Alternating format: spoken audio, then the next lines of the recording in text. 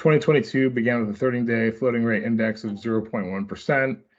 That's increased to 4.32%. The 10-year Treasury started off the year at 1.51. It's now 3.7 as of 30 minutes ago. And then kind of the synopsis of the year was January, late January, unexpected announcement that balance sheet reduction would be a big part of the Fed policy in 2022. So this kind of kickstarted what we saw with the rate increases. And then, through March and May, there was a 25, 50 basis point increase, and then 4 consecutive 75 basis point increases.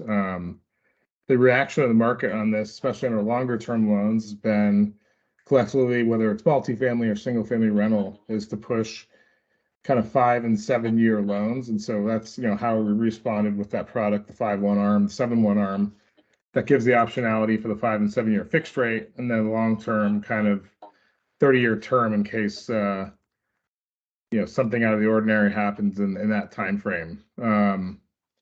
The optimism for this next year, which when we talk next week will be 2023, revolves around the possibility of the Fed engineering their soft pivot and then basically lower rates. The economy is showing a lot of resiliency, so like unemployment, consumer sentiment is all hanging in there, which will give basically the increased push on tightening. What that all means for us is that, we're looking for hopefully a flattening of rates next year and some stability there, which will allow us to kind of look at these stabilized deals, especially on the multifamily side, and have a little bit more longer term outlook on rates are going to go, and hopefully meaning rates will go downwards. So that's where we are.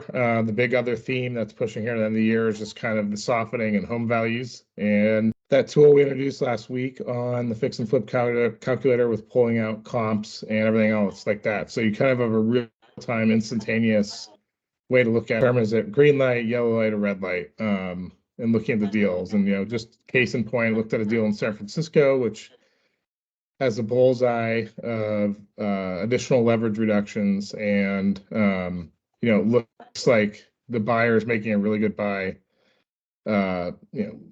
on as is value, where it's, anywhere from 1.45 million to 1.5 million, they're getting it for 1.3 million. So that's kind of what I, see as more of a traditional fix and flip deal, making money on the buy. The exit, that's a different story, just given kind of, where they end up on square footage, but that was just kind of a real-time example. Interestingly, we talked about last week, there's a lot of different expectations about where home values are going to go. Moody's Analytics came out, I think, end of last week, right before Christmas, and said they're expecting home prices will fall another 5 to 10%, and then certain overvalued areas like Phoenix, Vegas, and a couple of the Florida markets, potentially 15 to 20%, but who knows? That's why we're seeing kind of the back end ARV reductions, and on the longer term rental loans, the cash out refi is limited and really kind of hammering down on the debt service coverage ratio. So that's kind of the synopsis of where we leave it here at the end of 2022.